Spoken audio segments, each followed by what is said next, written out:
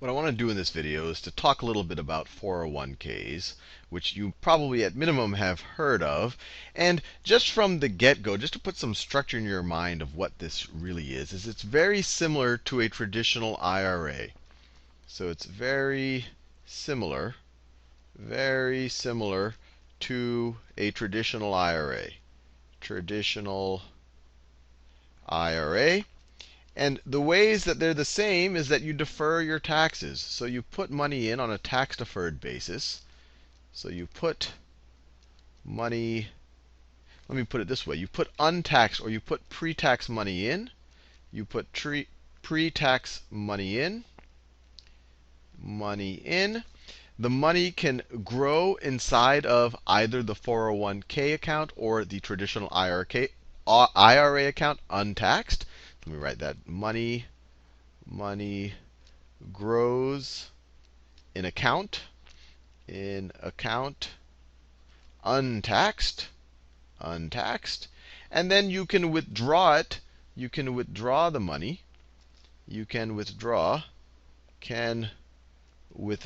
or start getting distributions from the account after age 59.5. So that's essentially when you're going to start retiring, when you're going to need the money. And when you withdraw after the age of 59.5, you will then pay income tax. You will then pay income tax. Then pay income tax. And this is what people are talking about when they talk about deferring taxes. You're not getting out of the taxes. You're just pushing off the date that you're going to have to pay the taxes. And for a lot of people, this might be useful because while you are making money, you might be paying at a fairly high incremental tax rate. But then once you're retired, you'll have a much lower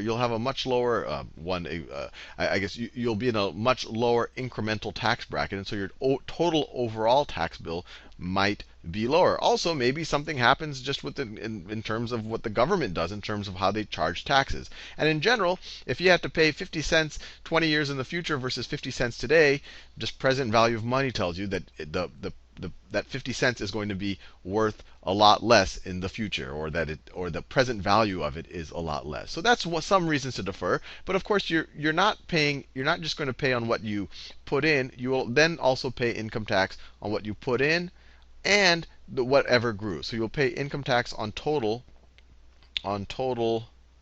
dispersals. And in both cases, you have to start taking disbursements from your account by 70.5. So penalties, let me write it this way. Penalties, if you don't withdraw, or you don't start withdrawing some of your funds by 70.5. And there's some special cases if you're working and all these type of things. Now, what happens if you withdraw before age 59.5? So before 59.5. So far, everything I've listed is true of both 401ks and traditional IRAs. If you withdraw before 59.5, you are taxed on withdrawal.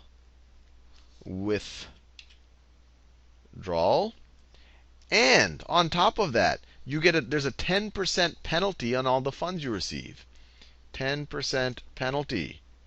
And this is what you have to think about, if you just say, oh, I'm just always going to max out my traditional IRA or 401k. You got to make sure that you're not going to want that money before 59.5 because you might be facing this 10% withdrawal. So these are all the cases that are the same. So the question is, why do they both exist? Why is there something called a traditional IRA, and why is there something called a 401k? They both seem like a pretty good way for me to defer taxes, get earnings on income in a or on my investment in a tax deferred way, and then paid some future date. And they both kind of force me to make sure, or they strongly suggest that I shouldn't take out my money before 59.5. So the ways that they're different. So let's focus on the differences. So the differences between the two. The differences between the two.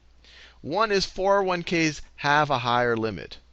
401ks have higher limit.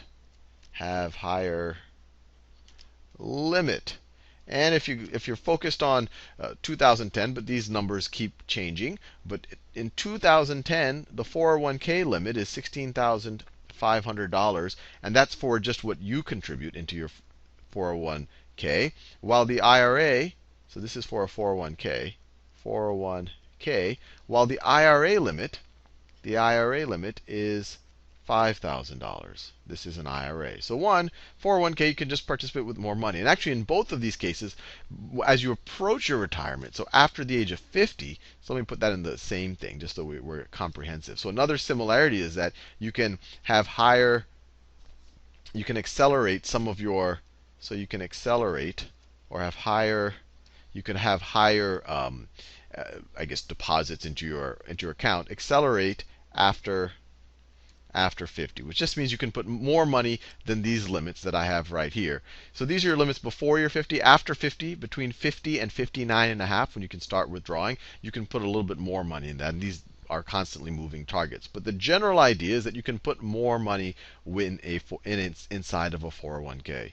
Now, the other difference is that a 401k tends to be organized by your employer. 401k organized by employer. Organized by employer. And just from your point of view, that means two things. One is the employer will often specify the potential investments, specifies investments. So they'll actually run the 401k account for you. Normally it'll be held by someone else, but it will be for your company, for company X, and the company gets to decide the universe of investments that you might be able to invest in. And the other thing, because it's run by the employer, because the employer might match. Employer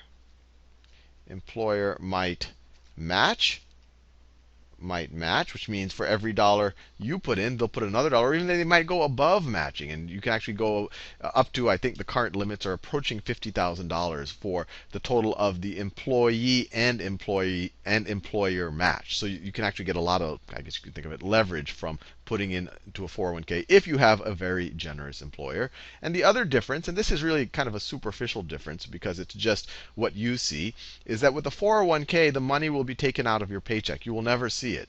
So taken out before paycheck. Taken out before paycheck. While with a traditional IRA, you will take the money, invest it into a traditional IRA account, and when you report your taxes, it'll be reported as a tax deduction. And so you won't have to pay taxes on it. Functionally, they're the exact same thing. So when you think about the pros and cons, if you have a 401k, if the option is available to you, it's a pretty good option. You're going to have higher limit. You're going to have a higher limit right over here.